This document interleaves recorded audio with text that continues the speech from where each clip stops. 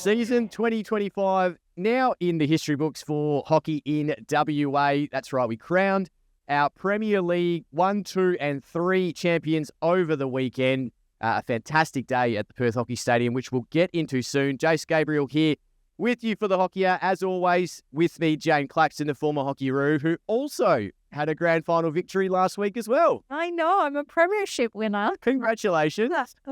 Thank you. What was it? It was midweek Masters, so the pennant game that plays in the middle of the week on Wednesdays or sometimes Mondays. Anyway, we played Wasps and we won 4-1. Congratulations. I believe there's a nice little video doing the rounds. Said a highlight video that, one of our girls scored an incredible goal off an overhead, which is a skill that apparently is not seen very much in the Masters midweek game. So, honestly, it was so much fun. I played all throughout the season with them. So 2 games a week has been hard on the body, but it's enjoyable. Yeah. I love it. Well, as always, if you haven't caught any of the previous episodes, go check them out on Spotify, Apple Podcasts, or on YouTube if you want the video attached as well, which I highly recommend for your viewing. We've got the Hockey WA news coming up in a second. We'll have mailbag questions, which are some very, very good ones this week. We will also have the wrap-up of the weekend, including the Premier 1 Stiles Electrical Premier League Grand Finals. We'll also give you the results of the 3s and the 2s. We'll interview a couple of Premiership winners. Of course, it was back-to-back for UWA and Wolves. Tom Wickham from UWA and Jemma Buckley, their skipper. We will have a little extra time segment as well, where we'll discuss maybe the platform or the structure of finals, which potentially can be looked at compared to another state. But let's get straight into the Hockey at WA news. And Jane, FIH Pro League, the legs have been announced. Yeah, it feels like only yesterday that they ended FIH Pro League for 2025. But yes, FIH Pro League's kicking off on the 9th of December in Ireland, of all places, with Ireland, Belgium and England competing in the men, and Belgium, England and Germany for the women. So this year, obviously, there will be an arrival of the Ireland women and Pakistani men into the league, which is actually really exciting. Yes. That's a really great addition. I think both noteworthy teams. And obviously, on the 10th to the 15th of February, Kookaburras will be versing Pakistan, and Germany and Hockeyroos versus Argentina and Ireland. And then on the 20th and 25th of February, Kookaburras versus Spain, and then India and Hockeyroos versus Spain and China. So put those in the diaries. If you want to tune in and watch, it will be great. Obviously, the more people that tune in, the more funds that go towards hockey and promoting it across Australia. So note those in the diary, especially for December. Tune in. I think it's on Live Hockey or potentially through 7plus. 7. Yep. Yeah, it should be heard with 7plus.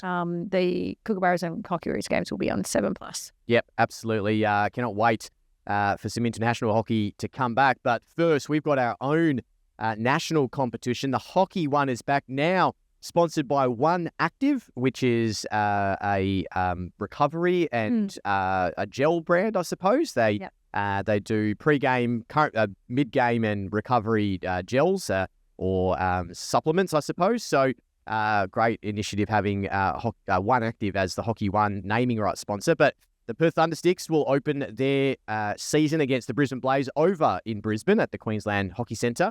Friday, the 10th of October, that's the first games of the actual Hockey One. The women going up against each other as in a rematch of last year's grand final. Yeah, what a way to go. And hey, awesome, isn't it? A great treat for the Brisbane fans. And of course, the men going at it as well. The first home game for the Perth Thundersticks is the following weekend, Sunday, the 19th of October against the Canberra Chill. You can get your memberships and tickets on sale now. Get in early because these are going to go hot. And watch our Perth Thundersticks men and women hopefully rip up the Hockey One for another season.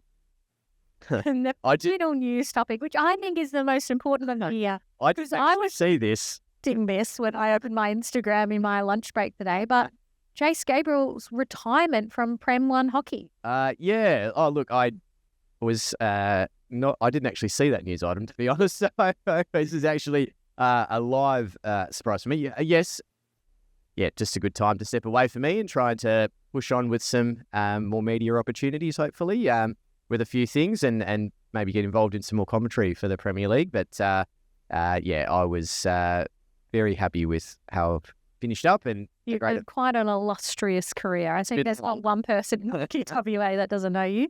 Yes, well, I mean, I've just put my face everywhere, haven't I, over the last couple of years? I'm a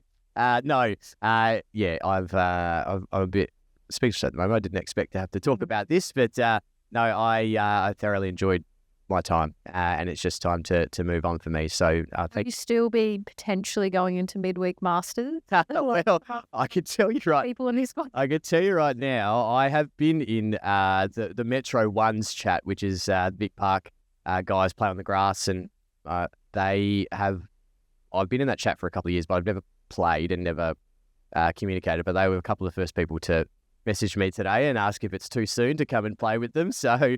I will try and find myself wherever I can next year. I would like to still try and play some twos if I can find some time. But I'm happy to play whatever. But we'll have to try and find a Masters team. I don't think Park have one. You can play with anyone. Yes, I've heard. We've already started recruiting for next year. We've got a few Vic Park girls that have asked to come along.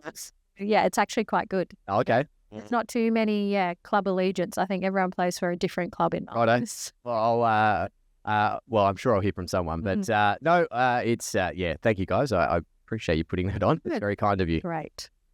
Let's get to the mailbag. A couple of great questions this week. Let's start with Gus, who was obviously a listener. It was mentioned in a recent episode that it's difficult for the Burrows and Jillaroo squads to get experience playing together as a team. What are your thoughts on them representing the 8th team in the Hockey One League? It's an interesting question. It is. I mean, you would be taking away a lot of junior talent from state. So that might impact a few states in terms of them having to, I guess, be more resourceful and drag upon older players potentially. So that might be a bit of an issue across the board, especially with something like if NT are coming into it. Yep. Whether, you're taking away one of their strongest players and suddenly they're now filling a hole with someone else from a different state rather than having a local player.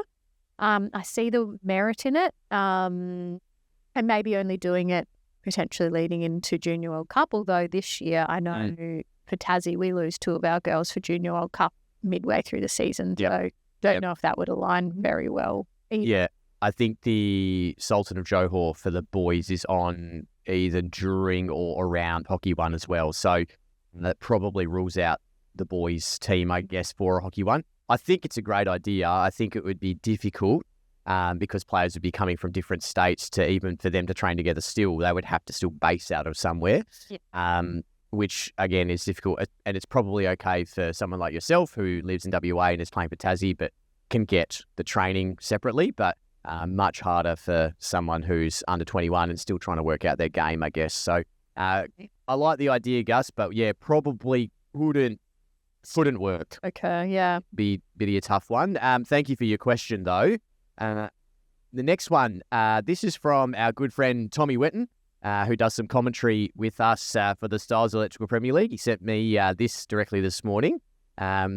He wants to know, as commentators and players/coaches, how do you both watch a game of hockey in the Stiles Electrical Premier League as an interested spectator, B, as a commentator gathering thoughts on for when you next commentate a game, or C, as a player coach in the comp working out each other's team's strategies? It's a good question. Just like how in general I watch hockey, or is it like how I watch hockey in each of these categories?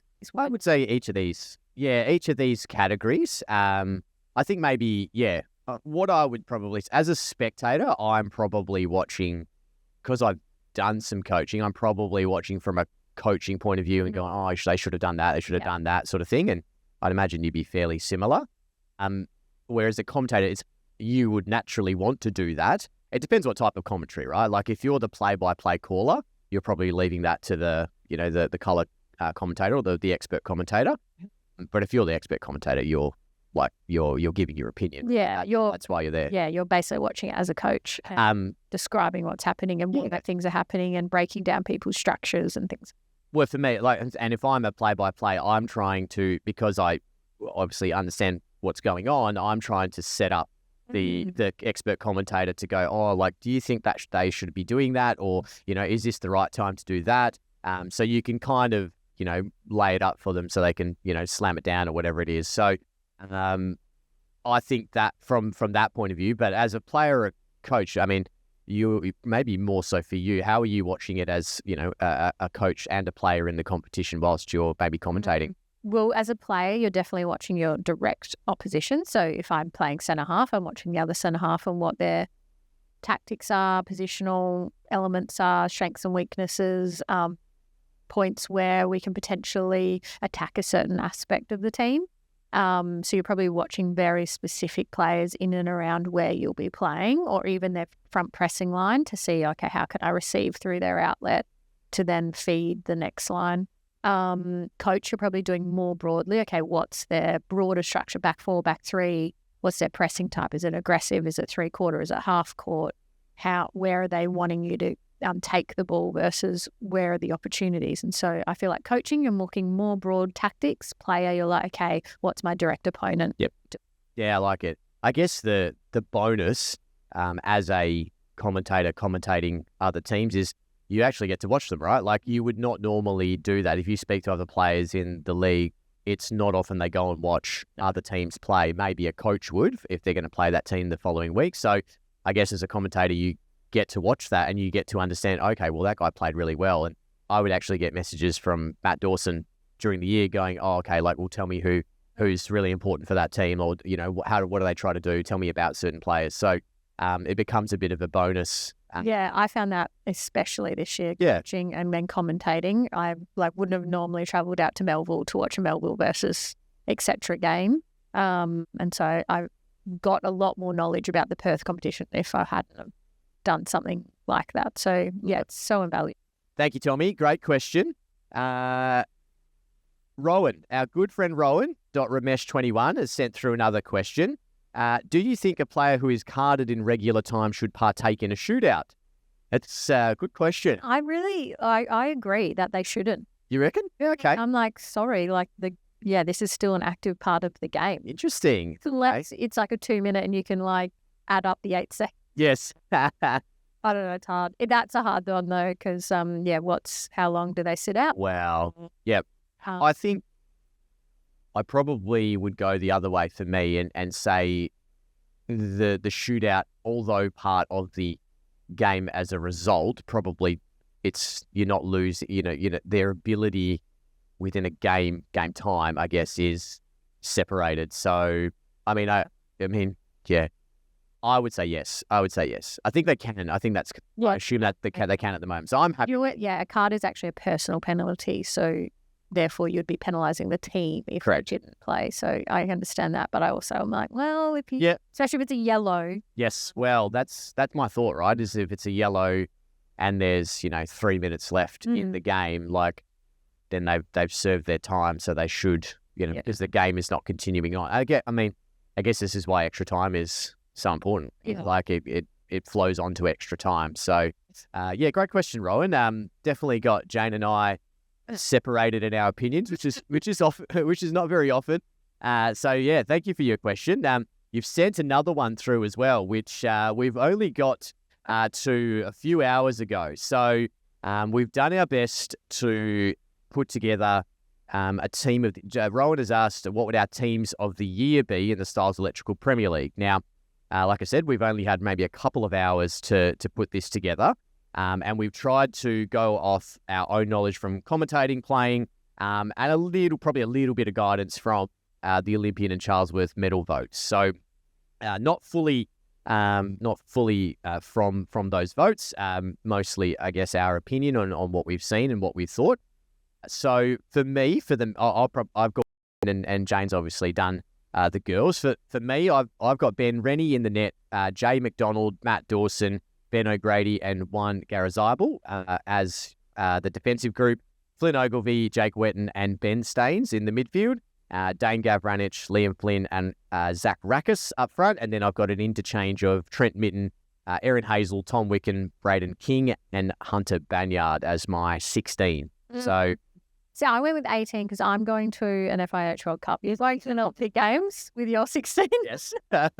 Found this so hard, but Yes, yeah, it's given hard. more time, I would have fully whiteboarded it and gone, okay, here's all the top midfielders, here's all the top strikers. Yeah, but again, we were working kind of off of knowledge base, who immediately came to mind, which I think speaks volumes anyway. If you're immediately coming to mind, potentially you are in anyway. So I went with 10. Defenders, I had Jemma, Buckley, Georgia Hiskins, Kirst Dwyer, Jolie Satoria, Belle Ramshaw, Jessie Reid. Jessie Reid was on the cusp, and I think we need to preface that we weren't selecting any Kookaburras or Roos, because otherwise we're effectively selecting the Kookaburras. Yeah, well, yeah.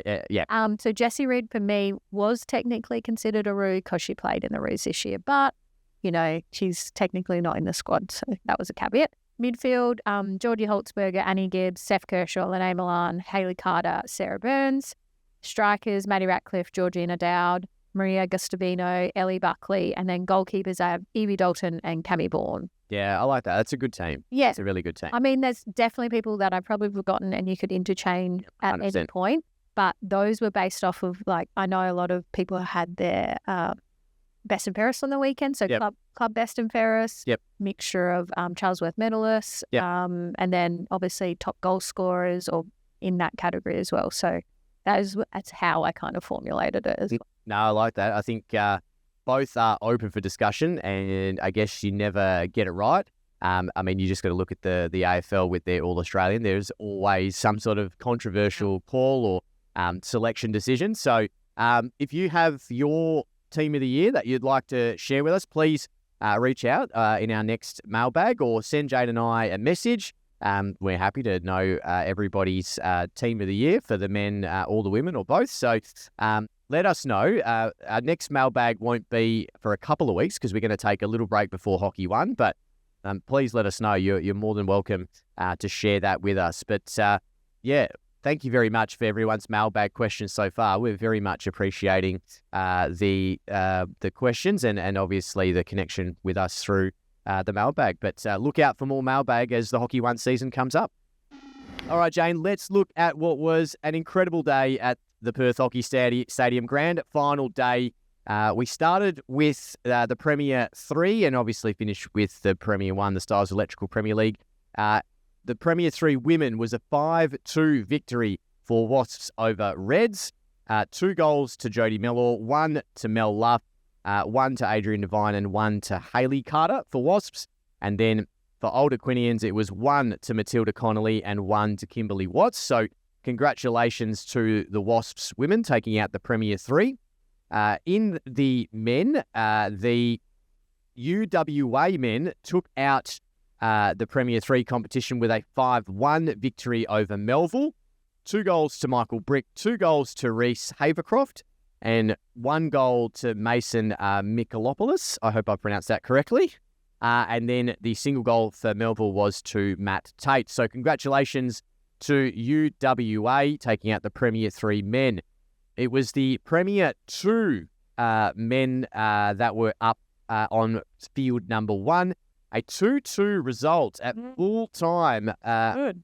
Great game of hockey that went through extra time as well and went to a shootout again, the second shootout for Hale, and they got it done again, 4-3 in the shootout. The goal scorers during the game were Thomas Ariti and Michael Judge for YM, and Jeff Cock with 2 goals for Hale, the stalwart of the Hale Hockey Club.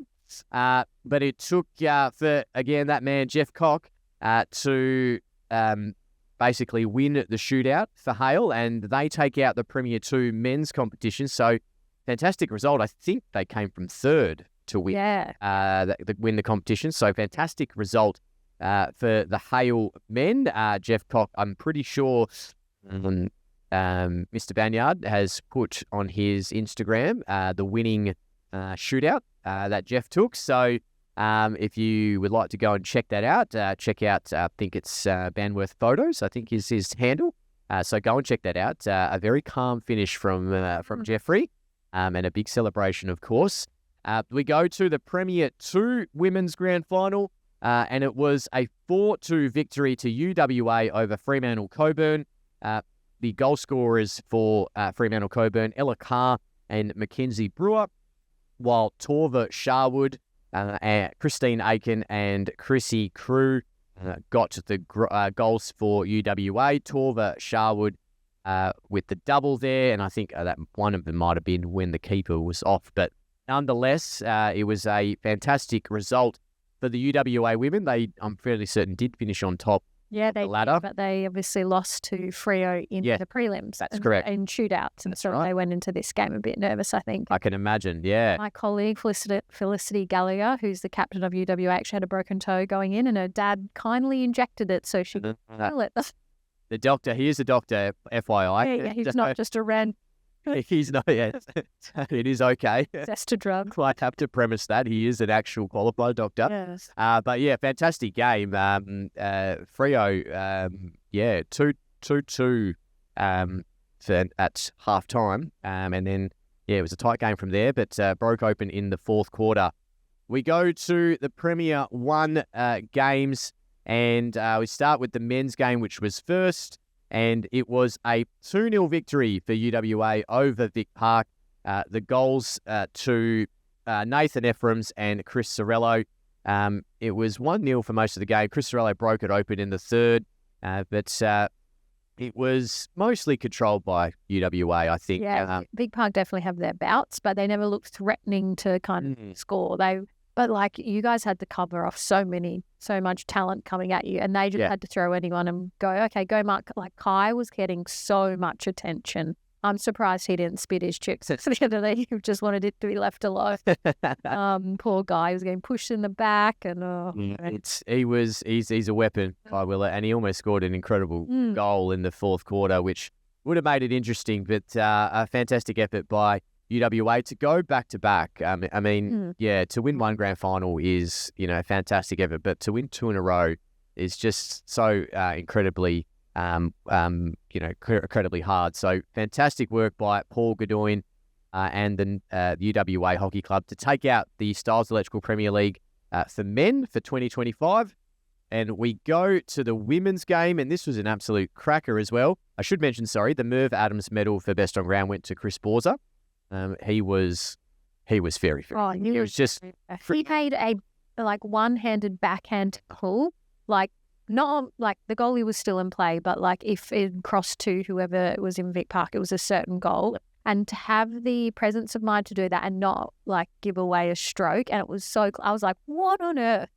That happened. He's just he's been one of the benchmarks of the competition in regards to a free defender. Yeah. He is absolutely brilliant. We go to the women now. 2-2 at halftime, broken open by the Charlesworth medalist in Maddie Radcliffe. 10 penalty corners to 1, Jane. That is incredible. The goal scorers, we'll get to the goal scorers. Claire Colwell and Mariah Williams, the goal scorers, both from penalty corners, so 2 from 10.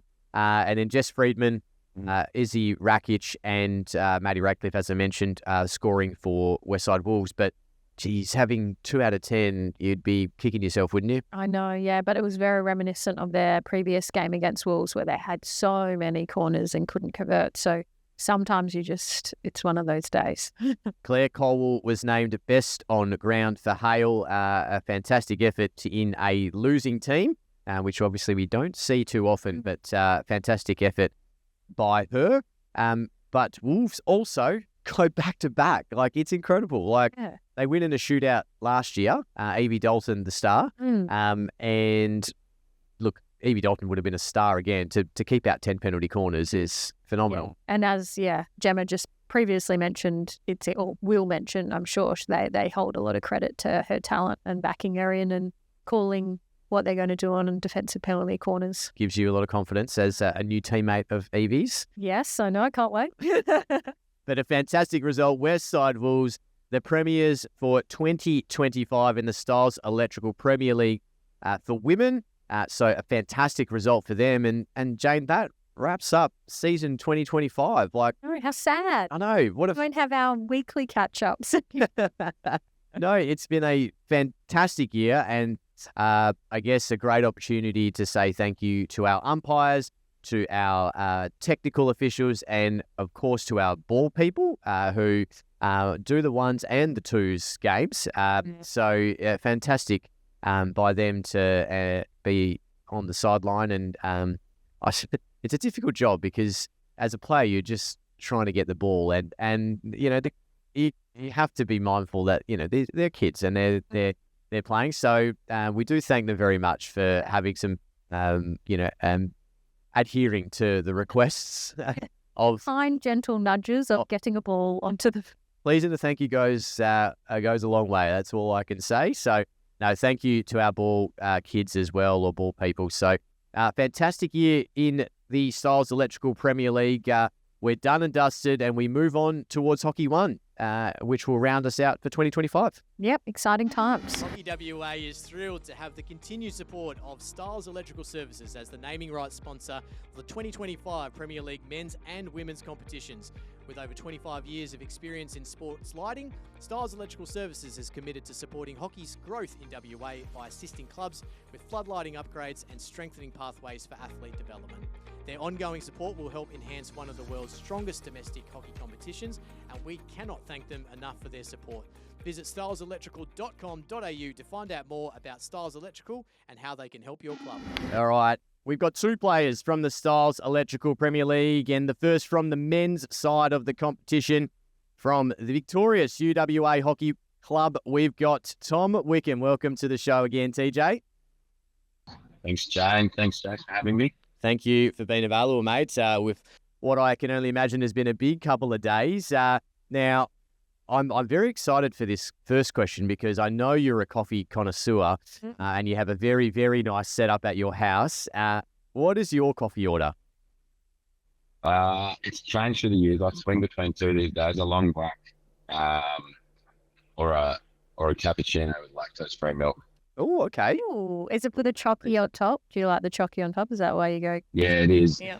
It is. It was actually because I was drinking that much coffee there that drinking so much milk became a bit hard. So I've now learned to love black coffee, so I can drink all of that I want. I get one milk coffee a day. So I like it. How many do you have a day? Only like 3 or 4 these days, but yeah. Oh, that's a lot of time. I have a nothing past 2. You wouldn't want it to hinder sleep, Yeah. I'm a long black person Performance too. benefits only. I'm with you, mate. I'm with you. I love it, mate. I love it. Well, congratulations, firstly. To win one premiership is extremely difficult, but to win 2 in a row is such an incredible feat. But tell us, let's go back to preparation before the game. What was the preparation from Paul Goodwin's point of view? You obviously had played the Vic Park boys, a week and a half before and had a pretty comprehensive win. So how was the preparation? What did you change, knowing that, there would be slight changes for personnel with Vic Park as well? Yeah, I mean, we got through that first game, and although 6-1 was the scoreline, I don't think it was, like, from our point of view anyway, I don't think it really felt as convincing as that. They had some very good opportunities, and our defence was able to stand up in that, and you score a few of those corners that some of those, like Dawes had a few of those shots that Starkey doesn't save. The game's very different. So although it was 6-1, I don't think it was quite reflective of that. So we knew we had to show up for the next game. Obviously, it's a grand final, but I'd say there's probably some teething wounds. That was the first game, that final, where we actually had our full team the whole season. Our strongest team on the park. But with that can come some disjointment, the lack of connection. Some of those teething wounds come out. So it was good for us to get through that, and I think the 6-1 win gave us the confidence. But for us, it was very much around trying to hone those connections and just sharpen our sword a little bit going into the next game, knowing that if we show up, and it's obviously a big if until the game's finished, but if we show up into the grand final, with what everyone in the competition seemed to think, that we were just going to win it and we were this team on paper, but putting that out there and actually going, well, if we play to that, we'll prove a lot of people right. But if we just show up and be names on paper, we might find ourselves in not that great a position. So for us, it was about honing those connections and really sharpening that and showing up to the game, ready to put on a show.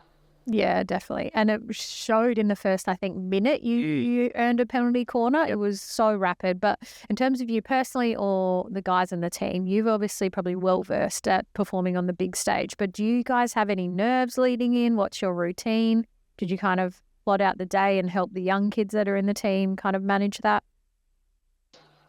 It's a good question. It's probably a little bit different at club level. I think you want to keep it fun and you want to keep it exciting. It's obviously not like you're training 10 times a week, and you obviously get such a mix of players where people play for an outlet. They get a couple of sessions a week and then they play a game. And then you get guys at the other end that travel around the world and they're, playing for their country and everything in between that. So there is a vast difference in, what people are committing to. And so I think if you start to go too far down one path for, different players, it's not going to suit them. So really it's about how do you make it fun, how do you make it enjoyable, and how do you go into the game feeling relaxed. And so for some guys, they're going to naturally be nervous. For other guys, they're pretty cool cucumbers, and other guys have experienced what that feels like. So I think as long as everyone's able to kind of lean into what works for them, and then it's up to just everyone, your teammates, your coaches, to kind of support them in that manner, so that everyone's kind of rocking up to the game in their best suited, like how they want to show up to the game. I love it. Yeah, I like that. I'll pass the next one to you because this one still hurts. So this was my favourite moment of the game because you guys, I reckon, had 8 penalty corners and you were trying to find a solution and you were doing various things. I think they were trying to get back to the dragger at one stage and all of that. And then my fave moment was when Big Dog Sorello was finally on the field for a penalty corner and you guys earned one and he just was strutting down the centre of the field. I'm like, if he slots this, I'm going to be so annoyed. And of course he steps up and slots it. But was there any commentary from him on the bench about being annoyed that he was missing all these penalty corners because he wasn't in your starting lineup? And by and large, every start of the quarter, that's when you're earning your corners. What was the vibe from him? Better be careful what I say. I mean, he's obviously, he wants that moment, right? Like he's a specialist in that area. He's confident in that moment. And I think it takes someone that really wants that moment. And not everyone does. People can say they do, but not everyone does. And obviously, Sorello wants that moment, and he obviously took that moment. And I think it suits, like him coming off the bench suits the way we play. And I think it suits that we can go to him if we really need to. And Cam's been flicking well, and obviously he's a young prospect within our club and now in international hockey that you kind of want to also give him the opportunity and honour that. And he was getting his slips off, he just wasn't getting the net. But yeah, that's valuable for Cam, but it's also valuable to have a weapon like Sorello to come on when called upon. Cam slots a few of them, maybe he goes on to score 5 because he's just feeling it, or for whatever reason it wasn't quite clicking. Yeah. So when you have multiple people you can call upon, well, that obviously helps build your team around those strengths. Yeah, absolutely. Chris is certainly a specialist, and you're right. He's an absolute weapon to have on the bench to come on and get you out of trouble or push you ahead, as it was in the game in probably at a critical time at 1-0. So no, I could certainly agree with you there. Now, tell us, without obviously giving too much away, what have the celebrations look like, and how many UWA are notoriously good at celebrating, especially back at their club rooms. Was it a packed house at McGillivray on Saturday evening? I think it was. It took a little bit to get going. Obviously, the game was early, so it felt a bit weird when we got back to the club because it was a bit of a low vibe. But we finished. We went back to the club, had a great celebration there, then kicked back off into our medal count yesterday. So that was a fun-filled day, and then some of the guys are still getting stuck into it now down the OVH. So the celebrations are still going, and I mean you don't get to do it often, and to go back to back, I mean, you should celebrate it. No, absolutely, mate. No, I love that they're pushing on. You might as well celebrate them while you can and while you've won them. That's for sure. Yeah. Now, just before we let you go, you're obviously not playing Hockey 1 this year with the Thundersticks. So What are your plans? Tell us what you're looking forward to doing, not having to, train and prepare yourself for a Hockey One season. Yeah, it wasn't an easy decision. I mean, I still feel it now. Like I'm like, oh, decision. Could just go back out and play. But I think I'm someone who's very much an all-in type of person, and not everyone has to be like that. But for me, hockey, although I love the game and I still love playing the game, if I'm not doing it 8 times a week and kind of on a pursuit for something, for me, it's like it doesn't really tick the box with all the other things I want to do in terms of feeling that pursuit or chasing something. And a lot of people go, but I love cycling. So cycling is kind of feeding that itch where it's like I'm able to wake up in the morning and face the devil every day. At 3 a.m. I follow him on Strava. It's absolutely insane. I know. Really good, gets to learn.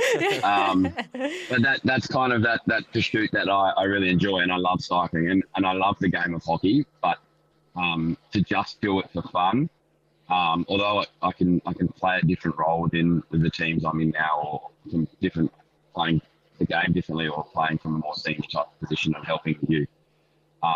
That's not the only decision that I have to kind of make with my young family and soon to be 2 little boys running around, and all the other things that come with my life.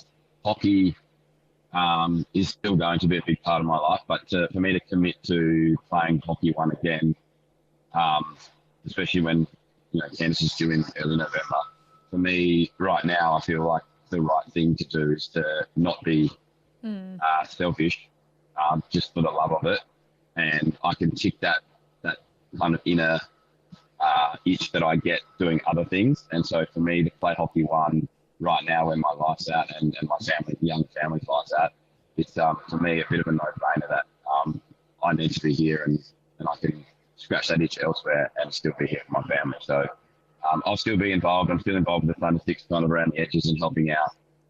It's an exciting young group. I'd love to be able to be there, play with them, and get amongst it and show them what's up. But I'm not. So I look forward to actually having an off season. I've never had that before. Yeah. And get on the bike. No, I love it, mate. Make sure if you want to follow Tom Wickett on Strava, go for it. You will seriously be impressed. Does some Ks on TJ, but no, mate. Thank you very much. Congratulations again on a fantastic day on Saturday, and enjoy the celebrations and enjoy a second little boy running around in the not too distant future. Wishing you and Candace all the very best. Thank you very much. Thanks, mate. Chat soon. All right, let's turn our attention to the ladies' side of the Stiles Electrical Premier League, and also going back to back, we have the West Side Wolves captain, Jemma Buckley. Welcome to the show, Jem. Once again, we have you back to talk about another premiership. Yeah, thanks for having me, Jace. Thank you. Good to be back on. Yeah, we absolutely love having you. And I know you try and push for the other girls sometimes, but no, you seem to be the go-to. But tell us, you haven't been on since we've added our coffee order question. What's your coffee order? Oh, I'm just a soy flat white sort of girl, so basic. Yeah, yep. Soy is by choice or dietary? Oh, I think Ellie started drinking it, so I just did it. How good. Oh, that's I mean, why not? And I'm not a big soy person, but you're good, I guess. Honestly, I don't know why I drink it, to be able to ask that. So I seem to enjoy it. So yeah. Oh, very good, very good. Now you took on Hale. You'd played them a couple of weekends prior, and you snuck yourself over the line. Obviously, they were going to be different this time with Claire Colwell playing, and Mariah Williams came back into the team as well. How did you plan for them for the weekend just gone in the grand final? Yeah, we moved a few people around just to, I guess, to adapt to, obviously, our team. We had Greta and Grace both come in, who are two of the, the best midfielders in the comp. So we kind of had to, move our chess pieces as well and push Maddie Rat forward, which is obviously a good move for anyone, I think. But I think just adapting to them is when we played them in I think it was the last round of the actual season, we lost them 3-0 and they absolutely pumped us. So we kind of had to look at that footage and think about, okay, what do we need to do better here? Because, they were all over us in that game. Yeah, I guess, is it, do you, I mean, it's great having Maddie Rat go forward because she scores the winning goal in the game. But do you think you lose a little bit in the midfield, or did you try to roll her through the midfield at some point as well, or is it just happy to have her as the dangerous striker? Yeah, she can just find a goal from anywhere. Do you know what I mean? And that's what know. she did, the one in the third quarter. So I think the midfield that we had, Geordie Holtzberger, you got Jessie Freeman going through there, Greta and Grace, and then Maddie Naish as well. It's just, you know what I mean? It was stacked already. So yeah, we took Maddie out, but the caliber that we had coming in was just as good. So. Yeah, I'm jealous that you just get to just go, oh, the problem we have is we have too many good players. But in terms of your role specifically, because I think you're really the heart and soul, and how you played on the weekend specifically individually was really testament, I think, to the Wolves brand of hockey, and you're probably a standout performer in your team. How do you see your role? And obviously as you get older and across all the other premierships this year and entirely, what has that been for you? I think as I get a bit older, I tend to move back a few lines. Now I'm back at right half. I don't know how much further I can go without pushing Chloe Penderbury out.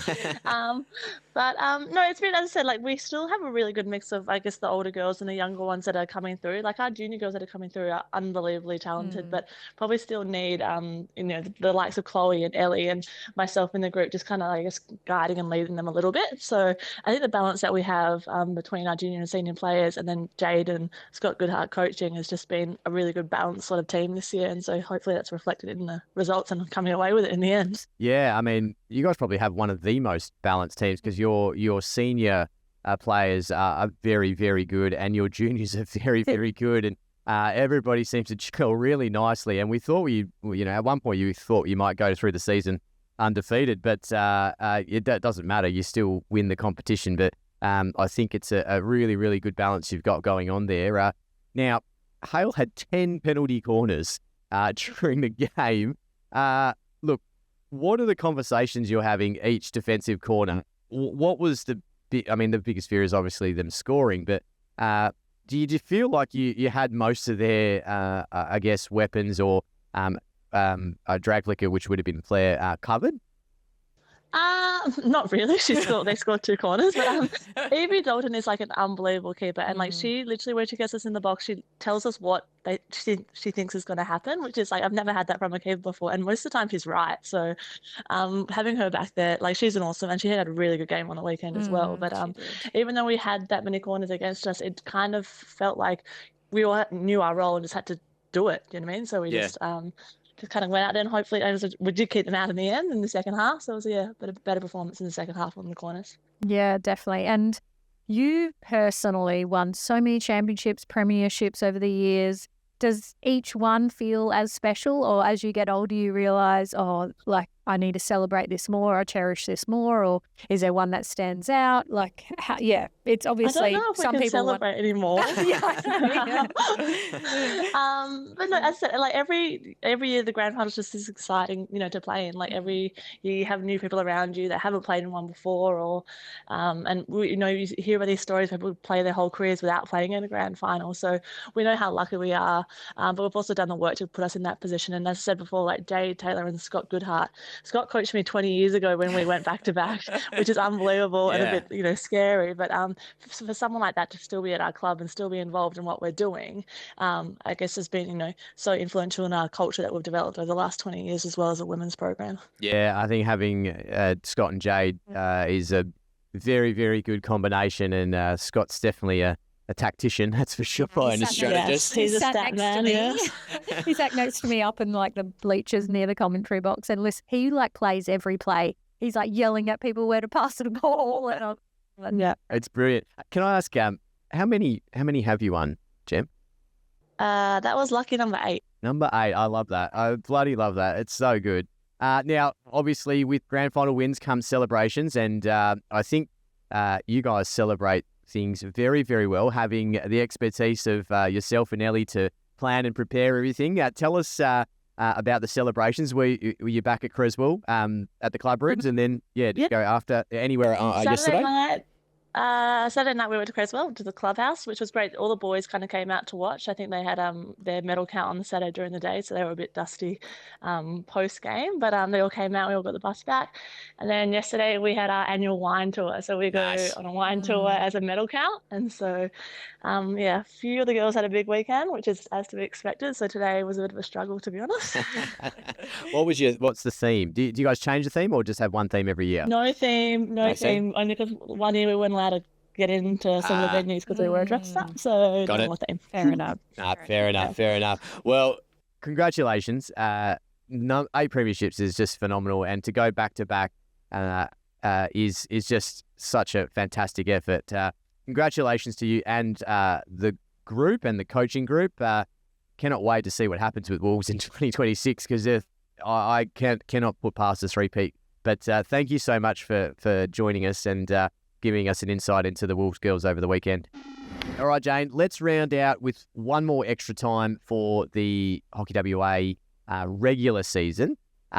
Let's talk about finals structure. It was mentioned by Flynn Ogilvie. He had a request during his Olympian medals speech that there would be no midweek finals. And I think there's probably a little bit of merit to it. I can understand that playing midweek games is pretty tough. Right? Not many other sports do it, maybe except the professional sports like the NBL, for example. Yeah. And sometimes the soccer obviously do it, but not many other sports do it at a grassroots level or a state Premier League level. So I had a quick look at Melbourne's Premier League, and they actually have 12 teams as well, similar to Perth. They do a top 6. So a top 6, and the way they do their finals, which I think could work, is the top 2 go straight through to what is a semi-final to get into the grand final. So they automatically host that. And then 3 and 4 and 5 and 6 play off in elimination finals. So, but 3 versus 6, 4 versus 5. So 3 and 4 have the advantage because they finish higher. So, yeah. So, and then the winners go and play 1 and 2, and then the winners play in the grand final. What do you think? Yeah, I think that would be fairer. Yeah. Yeah. Because I think there's too many games potentially, and there is a benefit of finishing top, but you still, get caught up in having to do all the prelims and stuff. So that could be the case. And for this year, that means Reds potentially goes. Well, it also gets rid of the double chance, which I mean is great. But I don't think I don't think that's required, the double chance. Yeah. You just go immediately to a semi. Yep. Then that's your double chance. Correct. Like you don't have to do the elimination. Yeah, you get a weekend off as a 1 or 2. So the reward is you get an extra weekend off. Yep. And you get the chance to go 1 game straight to the grand final, which is similar to what we have here for first place. Yeah. But it kind of rewards second place a bit, which is nice. And it also rewards third by playing 6. Yes. As well. Correct. And 4th and 5th. Yeah. Really. Yeah. No, I like it. Gets rid of probably gets rid of the midweek game because you only have 3 weekends then. So elimination finals, semi-finals, and then the grand final. So potential option. Do you think 6 teams in a final series, good, bad, out of 12 is? I mean, it would be an adjustment because in the girls' side this year alone was an adjustment. We usually had 4 rather than 5, and we had the double up. But I think creates a bit more diversity in terms of who you're playing. Yep.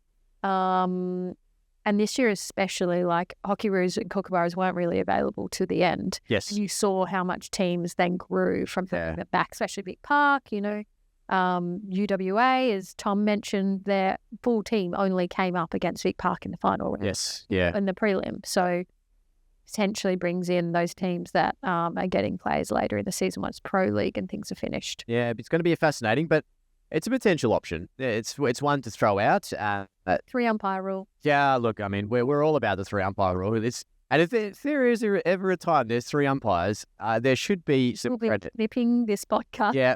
We copyright. We're going to trademark it right now, copyright it, send it to the lawyers. Hockey Hour, Jace Gabriel, Jane Claxton. No, we absolutely have loved your support and feedback and questions for us over the season 2025. We are going to take a little break before Hockey 1, and we'll come back the week of the 6th of October, just before the Thundersticks play their first game. So the pod will likely be out the day before the Thundersticks' first game on Friday, the 10th of October. Make sure you get your memberships, buy your tickets to the home games. It's going to be a fantastic Hockey 1 season. Jane will be out there. I'll be roaming around on the sideline. We'll be involved in some sort of capacity. We'll come together on a Monday to record and chat about the Hockey 1, and hopefully can give us more excitement to end our 2025 hockey season. I think there's a lot of spread of talent this year, so I think there'll be a lot of different scorelines, and it'll be nice. Yeah, it's going to be a fantastic season, but make sure you catch all the previous episodes on Spotify, Apple Podcasts, or YouTube. Give us a like, follow, a thumbs up. We absolutely love your support. Follow Hockey WA on Instagram. Feel free to follow Jane and I as well. We love your feedback. Jane's going to need some advice during Hockey 1, so if you watch her games, send her your feedback on through Instagram and let her know how she's going. She's going to need some support wearing green and not red. So especially for that one specific game. Yes. But thank you very much, everyone. We'll be back in a couple of weeks on the Hockey Hour. Thank you for your company.